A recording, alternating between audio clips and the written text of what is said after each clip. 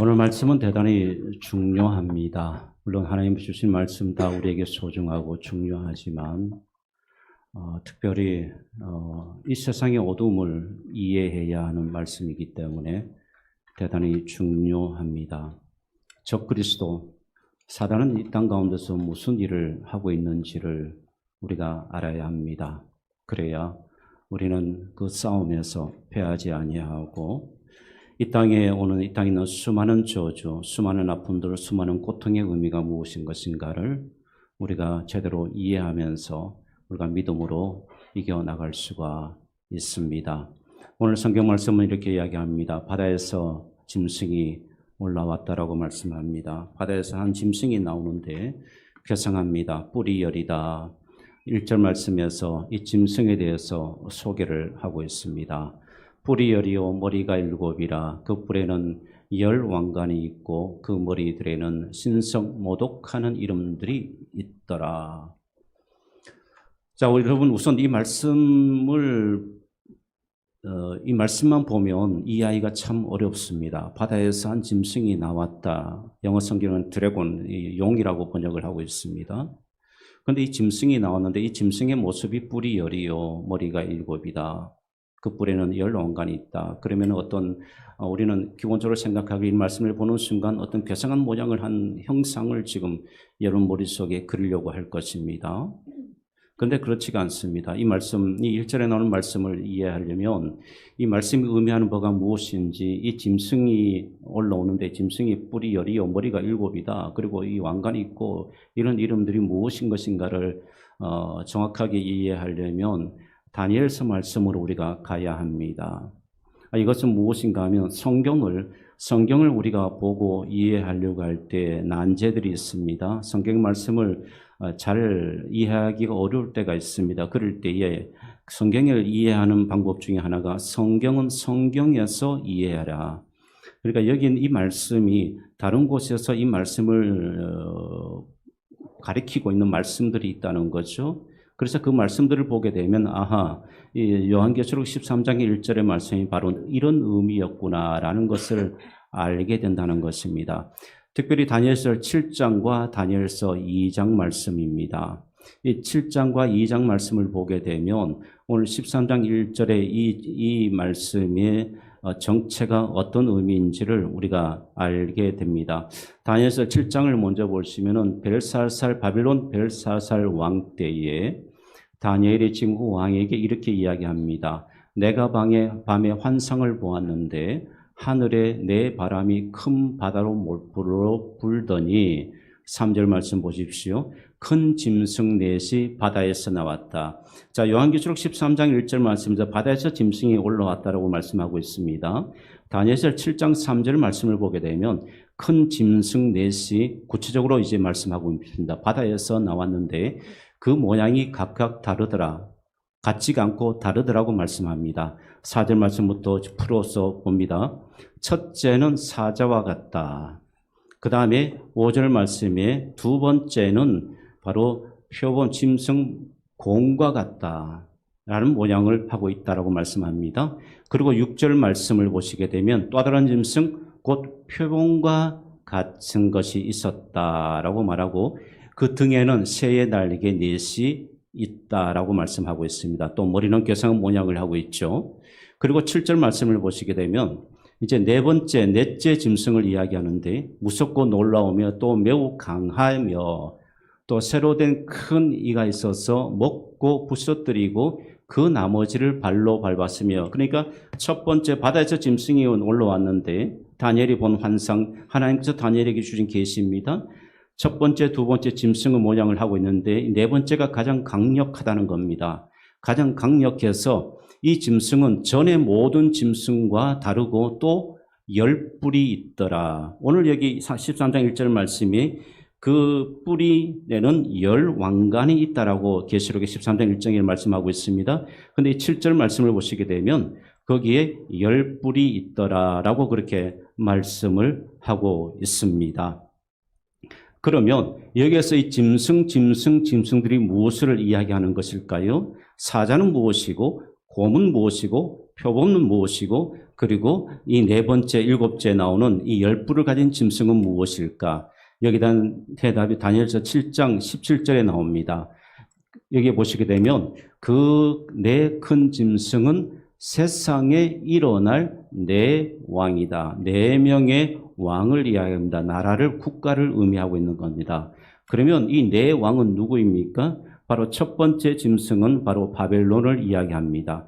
두 번째 짐승은 바로 페르시아를 이야기합니다. 세 번째 짐승은 바로 헬라, 그리스, 철학으로 세상을, 인간의 마음을 빼앗아간 그리스, 헬라를 가리킵니다. 그리고 네 번째 짐승, 첫 번째, 두 번째, 세 번째 짐승보다 더 강력한 존재, 그 짐승이 누구인가? 바로 로마를 가리키고 있습니다. 그래서 이 세 열왕 가운데 사실은 실제적으로도 가장 강력한 국가와 그리고 세상을 통치했던 나라가 바로 로마입니다. 아주 가장 강한, 그래서 역사가들 가운데 지금 이런 비교를 하죠. 로마가 강할까? 지금 미국이 강할까? 이런 비교를 할 정도로 로마는 그만큼 강력한 국가였음을 보여주는 겁니다. 자, 이렇게 네 나라를 상징하면서, 그러면서 여러분 2절 말씀을 보시게 되면 오늘 본문의 2절, 13장 2절 말씀을 보십시오. 내가 본 짐승은 표범과 비슷하고 그 발은 곰이 비슷하고, 그러면서 뒤에 보게 되면 능력과, 용이 자기의 능력과 보좌와 큰 권세를 그에게 주었다라고 말씀합니다. 누구에게? 바다에 오른 이 짐승에게 그 능력과 그 힘을 주었다라고 말씀하고 있습니다. 그러므로 여러분 엄청난, 그러니까 지금 이 존재, 이 짐승이라는 존재는 엄청난 힘을 가지고 있다는 것을 우리에게 보여주고 있는 말씀입니다. 엄청난 권세와 그 능력을 가지고 있다는 것을 보여주고 있죠. 그런데 3절 말씀을 보십시오. 3절 말씀을 보시면 13장 3절입니다. 그의 머리 하나가 상하여 죽게 된 것 같더니 그 죽게 되었던 상처가 나오매 온 땅이 놀랍게 여겨 짐승을 따르고 그랬습니다. 자, 여기에서부터 여러분 우리가 잘 주목하셔야 합니다. 여기에 이 3절에 나오는 이 표현들을 보시게 되면 참 비슷한 것이 여러분 떠오를 것입니다. 누구? 예수 그리스도. 예수 그리스도께서 이 땅에 와서 죽으시고 그리고 부활하시고 큰 권세와 능력, 그리고 온 세상이 떨고 온 세상이 그의 능력 아래에 있게 되죠. 여러분 이것은 무엇인가 하면 지금 사단이 하나님을 모방하고 있다는 겁니다. 여러분 거짓은 항상 진리를 모방하고 있습니다. 자, 이것이 중요한, 우리가 이 세상을 바라보는 중요한 관점입니다. 이 세상에는 여러분 이처럼 항상 여러분 이단은 특징이 무엇인가 하면 항상 진리를 모방하고 있다는 겁니다. 진리를 모방하고 있고 꾸미고 있고 포장되어 있습니다. 그래서 사람들이 거기에 미혹당하도록 그렇게 우리에게 다가오고 있다는 거죠. 그 뒷면에 3절 뒤편에 보시면 온 땅이 놀랍게 여겨 짐승을 따르고, 그래서 여러분 사단이 하나님처럼 기적을 행하고 하나님처럼 이적을 행하고 예수 그리스도께 행하셨던 것들을 막 행합니다. 그렇게 되니까 사람들이 거기에 미혹당해서 거기에 넘어가게 되고 그것을 따르는 겁니다. 여기에 그래서 그대로 짐승을 따른다는 말이 바로 여러분 그런 표현입니다. 이처럼 짐승은 여러분 이 땅의 악한 마귀 사단의 권세는 놀랍습니다. 그 힘과 권세를 부여받아서 놀라운 일들을 행하고 그 행하는 일들이 어디에 목적이 있겠습니까? 그들이 생명책에 기록되지 못하게 만들고 사람들로 하여금 자기의 종로를 하도록 그렇게 만드는 것이 여러분 결국은 그의 목적이 아니겠습니까? 그 목적을 이루려고 지금도 사단은 이 많은 그에게 부여된 수많은 권세와 능력을 가지고 성도들을, 교회들을 핍박하고 성도들을 미혹하고 있다는 것입니다. 다니엘서 7장에 나오는 해결의 실말인데 이 다니엘서 7장은 사실은 이 환상은 다니엘이 약 70세가 되던 해에 보았던 70에서 80세 사이에 보았던 그런 환상입니다. 그런데 여러분 다니엘서 2장에 나오는 똑같은 비슷한 말씀, 이것은 다니엘이 20살 정도 되었을 때 하나님께서 다니엘에게 꿈을 통해서 해석하고 가르쳐준 말씀입니다. 바로 느부갓네살 왕 때에 있었던 이야기죠. 그래서 여러분 다니엘서 2장으로 가보겠습니다. 참 비슷합니다. 다니엘서 2장과 다니엘서 7장 말씀과 오늘 요한계시록 13장의 말씀을 서로 연결해야만이 우리는 이 짐승의 존재가 어떤 존재인지를 알 수가 있게 되는 것입니다. 다니엘서 2장 32절, 33절 말씀을 보십시오. 자, 이 말씀 보시게 되면 그 상의 머리는 순금이요 가슴과 두 팔은 은이요 배와 넓적 다리는 노시요. 33절 말씀입니다. 그 종아리는 쇠요 그 발은 얼마는 쇠요 얼마는 진흙이었나이다. 다니엘이 지금 느부갓네살 왕 앞에 느부갓네살 꿈에 대해서 지금 해석을 해주고 있습니다. 그리고 들으면서 다니엘서 2장 39절 40절 말씀을 보겠습니다. 자, 이제 구체적으로 이제 이 꿈을 풀어줍니다. 왕을 뒤이어 왕보다 못한 다른 나라가 일어날 것이요. 바벨론보다 페르시아가 뒤에 일어났는데 페르시아가 바벨론보다 약한 나라입니다. 바로 그 부분을 이야기하고 있습니다. 또 셋째는 또 녹 같은 나라가 일어나 온 세계를 다스릴 것이며. 사랑하는 여러분, 지금 인간의 마음을 생각을 앗아가는 존재가 무엇입니까? 세상의 철학입니다. 사상이죠. 이 사상이 무섭습니다. 여러분 39절 말씀한 대로 헬라가 세 번째입니다. 그리스 헬라를 이야기할 때 무엇이 그 나라가 다른 나라처럼 힘으로 강한 나라가 아니고 바로 사상으로 강한 나라요. 사상으로 세계를 지배한 나라가 바로 헬레니즘, 그리스 문화입니다. 그래서 말씀 보시면은 온 세계를 다스릴 것이며 인간의 생각을 다스리고 있음을 보여주고 있는 말씀입니다. 세상의 가치와 철학이 온 세상을 이렇게 다스릴 것을 예언하고 있는 말씀이죠. 40절 말씀 보시겠습니다. 자, 넷째 나라입니다. 넷째 나라는 강하기가 쇠 같으니 아까 다니엘서 7장 말씀과 비슷하죠. 네 번째 나라가 가장 강하다고 말씀했죠. 40절 말씀에도 역시 마찬가지입니다. 넷째 나라는 강하기가 쇠 같으니 쇠는 모든 물건을 부서뜨리고 이기는 것이라 쇠가 모든 것을 부수는 것 같이 그 나라가 문나라를 부서뜨리고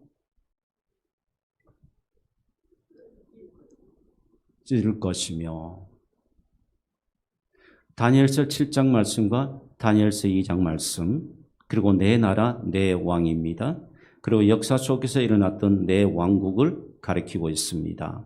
그리고 요한계시록 13장에 바다에서 올라오는 짐승, 이 짐승의 실체 존재가 무엇인 것인가를 우리에게 말씀해 주고 있습니다. 사랑하는 여러분, 이 짐승, 바다에서 올라온 이 짐승은 지금도 교회를 핍박하고 지금도 전 세계를 보시게 되면 수많은 사람들이 순교를 당합니다. 수많은 곳에서 교회가 무너지고 있고 교회가 폐쇄되고 있고 복음을 전하지 못하고 있고 고통을 당하고 있고 핍박을 당하고 있습니다. 이런 짐승의 몸부림은 더욱더 강해질 것입니다.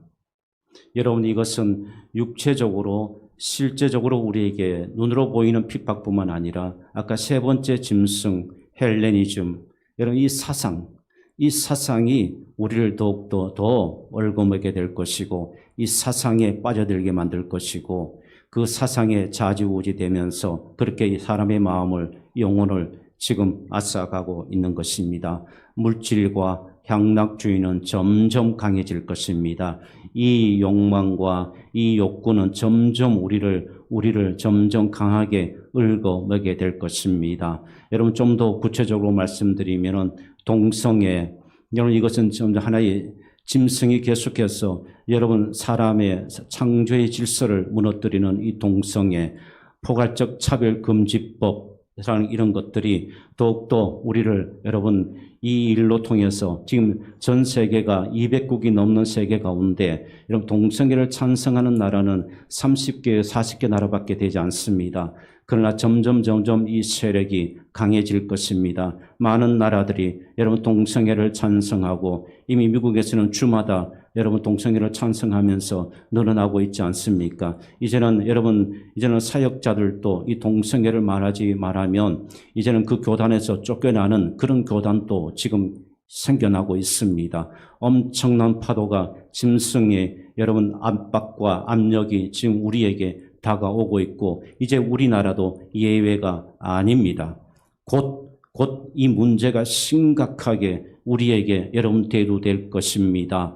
여기에서 우리가 무너지게 되면 다 무너지는 엄청난 일들이 여러분 일어나게 됩니다. 우리가 상상하지 못했던 일들이 여러분 포괄적 차별금지법이 통과되거나 동성애가 합법화되기 시작하게 되면 모든 것이 무너지게 되는 엄청난 일들, 우리가 여러분 뭔가 핍박을 받아서 우리가 그런 일에서 감옥에 가는 것이 아니라 우리가 이제 이 법이 만약 통과되면 이 이야기를 했다고 우리는 감옥에 갈 수가 있는 그런 엄청난 일들이 우리에게 지금 다가올 수 있다는 것입니다. 무서운 짐승들, 여러분이 용으로부터 권세를 위험받은 이 짐승들이 지금 엄청나게 우리를 향해서 여러분 오고 있다는 사실을 우리가 여러분 알아야 합니다. 그래서 우리가 정신 차려야 됩니다. 여러분 그리스도인들이여 우리가 깨어나야 합니다. 우리가 그저 이 세상에 안주하고 있는 것만으로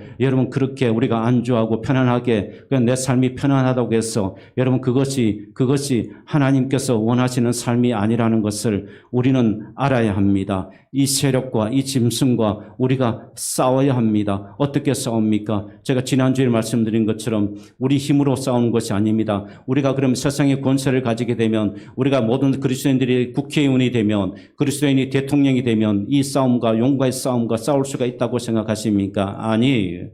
그렇지가 않습니다. 절대로 그렇지가 않습니다.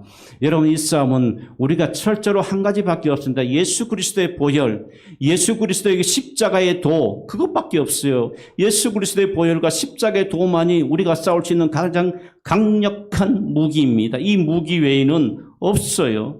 세상의 권세를 가지고 대항할 수가 있겠습니까? 세상의 부를 가지고 대항할 수가 있겠습니까? 아니에요. 그렇지가 않습니다. 여러분 역사를 보십시오. 역대 정권들을 보십시오. 사랑하는 여러분, 권세가들이 복음을 드러낸 적이 있습니까? 그들을 통해서 이 땅에 복음이 증거되고 복음의 역사가 왕성하게 일어난 적이 있습니까? 아니, 그렇지가 않습니다.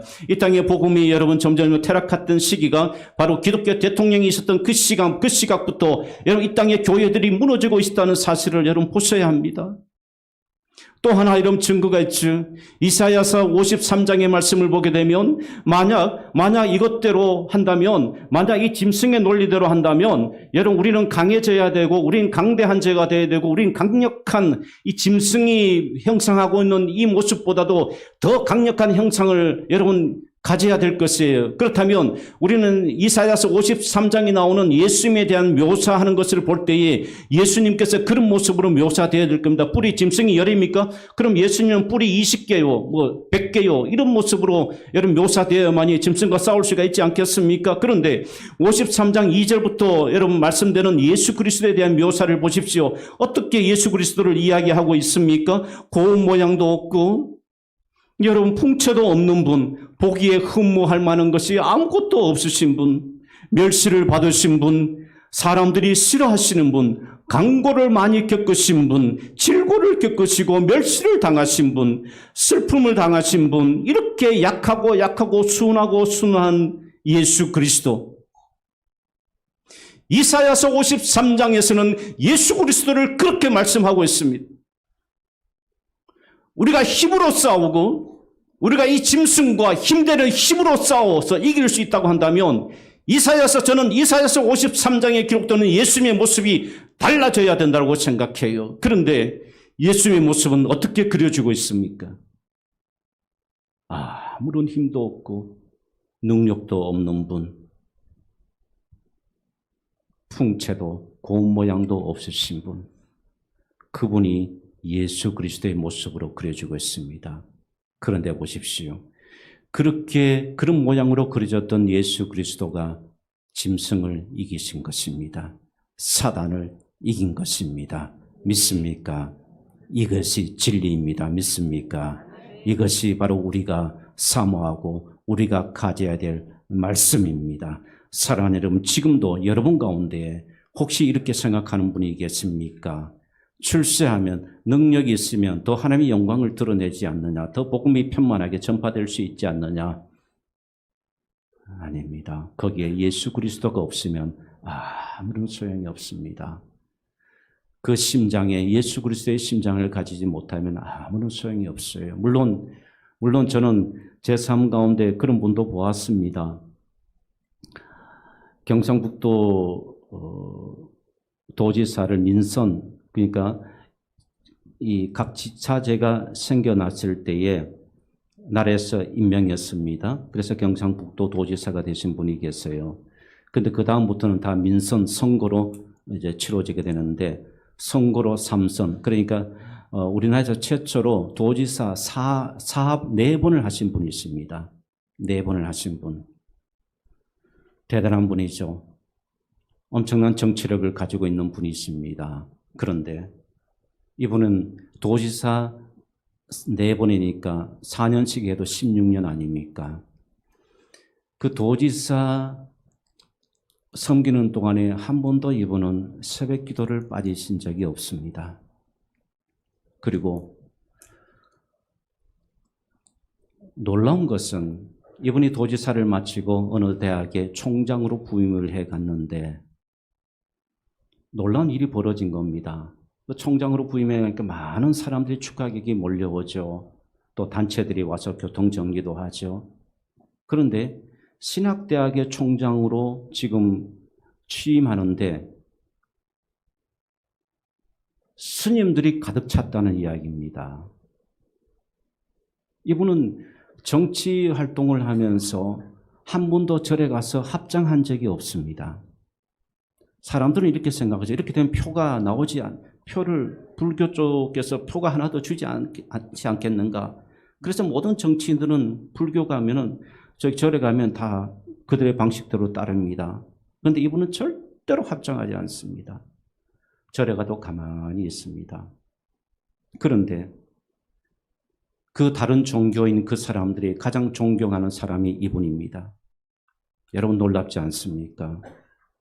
만약 권력을 가지고 정치를 하는 사람들이 이런 분이라면 소망이 있겠죠. 그런데 대부분은 그 권력에 취하고 그 세상의 부에 취해서 다 넘어집니다. 그래서 여러분 그것이 결국은 하나님 나라에 의해서 크게 쓰임받는 예가 거의 없습니다. 다 무너지게 됩니다. 세상이 주는 유혹 앞에 다 무너지게 되는 거죠. 이처럼 여러분 이 짐승은 엄청난 고난을 부여받았습니다. 위임받고 지금도 교회를 핍박하고 성도들이 하나님 앞에 나오지 못하도록 만들고 사상을, 생각을, 이데올로기를 부어로 넣어서 다른 곳으로 가게 만들고 세상에 취하게 만들고 믿음의 길을 놓쳐버리게 만들고 그러면서 자기의 종로를 하도록 그렇게 지금 만들고 있습니다. 여러분 거기에 속지 마십시오. 왜 요한계시록이 중요한가? 이 어둠의 실체를 우리가 알 수 있고 그렇기 때문에 우리에게 너무나도 중요하다는 겁니다. 이제 아셨으니까 사랑하는 여러분 어둠에 매이지 마시고 어둠의 종로를 하지 마시기를 주님의 이름으로 축복합니다. 사랑하는 여러분, 아무리 이들이 지금 권세를 가지고 이 짐승이 우리를 넘어뜨리려고 하지만 그러나 결국은 우리가 이깁니다. 믿습니까? 예수 그리스도가 이기셨기 때문에 우리가 이깁니다. 믿습니까? 잠시 환란이 있을 수가 있습니다. 여러분 그러나 여러분 거기에 절망하지 마십시오. 잠시 고통이 찾아올 수가 있습니다. 그러나 그것이 끝이 아닙니다. 짐승이 그렇다고 해서 우리를 이길 수가 없어요. 여러분 욥기서 말씀이 바로 대표적입니다. 욥을 보십시오. 욥기서 1장 1절 말씀에 욥에 대해서 이렇게 얘기합니다. 정말 진실하고 정직한 사람, 온전하고 정직하여 하나님을 경외하여 악에서 떠난 자들아 이야기합니다. 그러니까 사단이 얼마나 시기심이 많았겠습니까? 하나님 앞에 참소합니다. 하나님이 있어요.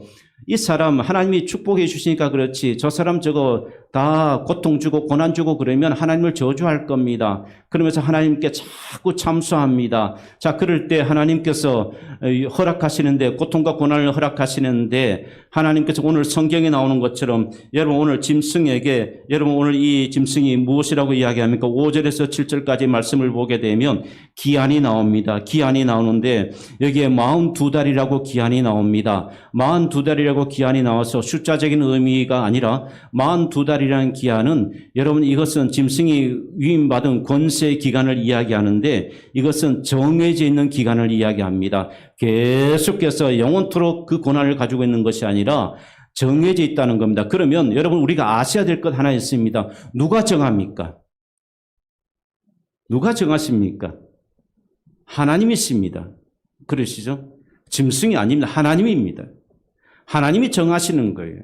그러니까 하나님이 다, 짐승도 하나님의 손안에 있는 겁니다. 하나님이 정하신 기간에만 그렇게 자기가 까보는 거지, 결국은 하나님 정하신 기간을 벗어날 수가 없고 하나님의 능력을 벗어날 수가 없는 겁니다. 그거 대표적인 애가 바로 욥기 말씀입니다. 그렇게 해서 욥의 자녀들을 갑자기 다 죽임을 당합니다. 그리고 그의 제 수많은 엄청난 동방의 가장 큰 부자라고 이야기하고 있는데 그 부가 다 무너집니다. 한순간에 다 무너집니다. 그리고 자신의 몸은 온 종기가 나와서 그냥 기왓장으로 긁지 않으면 견딜 수 없는 그런 고통 속에 욥이 거하게 됩니다. 그런데 여러분, 사단이 욥의 생명을 앗아갔습니까? 그의 영원한 것을 빼앗아갔습니까? 아닙니다. 하나님께서 욥에게 다시 복을 주십니다. 갑절의 복을 하나님께서 허락하신 겁니다. 사랑하는 여러분, 그러므로 짐승을 두려워할 필요가 없습니다. 여러분, 우리가 예수의 보혈로, 그리스도의 십자가의 그 능력으로 우리가 이겨야 합니다. 믿습니까? 여러분에게는 하나님께서 여러분에 함께 하시고 그 은혜를 주실 때 여러분은 이길 수가 있습니다. 믿습니까? 그러므로 사랑하는 여러분, 이 말씀을 보면서 두 가지입니다. 하나는 끊임없이 사단이 지금 우리를, 지금도 이 짐승이란 존재, 여러분 이제 AI 시대가 다가옵니다. 분명히 우리 사람들에게 이로운 정이 많을 것입니다. 그러나 이 AI에 담겨져 있는 짐승에 여러분 우리를 무너뜨리는 미혹과 어두움이 많이 있을 것입니다. 우리가 지치도록 만들게 될 것이고, 우리가 짐승은 우리를 욥처럼 두들겨 패서라도 하나님을 원망하고 하나님을 저주하고 교회에 나오지 않도록 하고 사람들을 무시하게 만들고, 그렇게 지금도 그렇게 할 것입니다. 하나님을 찬송하지 못하게 만들고 하나님께 기도하지 못하게 만들고, 하나님 귀는 있지만 하나님 말씀을 들리지 않도록 그렇게 만들 것이고, 교회에 와도 예배는 참석하지 않게 하게 만들 것이고, 여러분 교회에 와도 그냥 문의만 다니도록 그렇게 만들 것이고, 자꾸만 계속해서 여러분을 강팍하게 마음을 만들 것입니다. 이상한 사상을 여러분 마음속에 불어넣을 수도 있습니다. 정치적인 사상을 불어넣을 수도 있고, 이상한 세계관을 여러분 마음속에 불어넣을 수도 있고, 이상한 이데올로기를 여러분 마음속에 불어넣어서 진리를 보지 못하게 만들 수 있습니다. 눈은 있지만 보지 못하게 만들 것이고, 귀는 있지만 듣지 못하게 만들 것이고,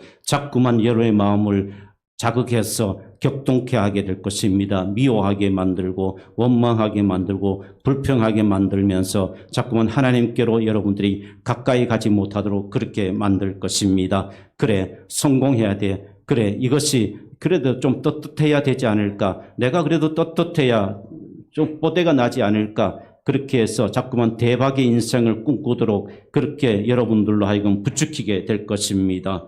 사랑하는 여러분, 그러나 그렇게 되면 오늘 말씀 13장 8절 말씀대로 됩니다. 13장 8절 말씀을 보겠습니다. 함께 읽겠습니다. 죽임을 당한 어린 양의 생명책에 창세유로 이름이 기록되지 못하고 이 땅에 사는 자들은 다 그 짐승에게 경배하리라. 엄청난 재앙의 말씀이죠. 생명책에 기록되지 못할 뿐만 아니고 짐승을 경배하면서 살아가게 되는 그런 사람으로, 그런 인생으로 전락하게 된다는 것을 말씀해 주고 있습니다. 사랑하는 여러분, 어떤 시련이 있어도 비바람이 여러분을 막아도 여러분 하나님을 바라보시고 하나님만을 경배하시기를 축복합니다. 하나님께서 욥에게 시련을 주셨습니다마는 결국은 하나님께서 갑절의 복을 욥에게 주셨고 그 생명을 하나님께서 지키셨습니다. 여러분 질병과 고통이 크다 할지라도 하나님이 지키시면 여러분은 안전합니다. 믿습니까? 하나님께서 여러분을 주의 날개 아래 독수리의 날개처럼 우리를 품어주실 것이고 우리를 인도해 주실 것입니다. 그러므로 짐승 여러분 두려워하지 마시고 우리가 담대하게 예수의 이름으로 우리가 싸워 이길 수 있는 저와 여러분의 믿음이 되고 삶이 될 수 있기를 주님의 이름으로 축복합니다.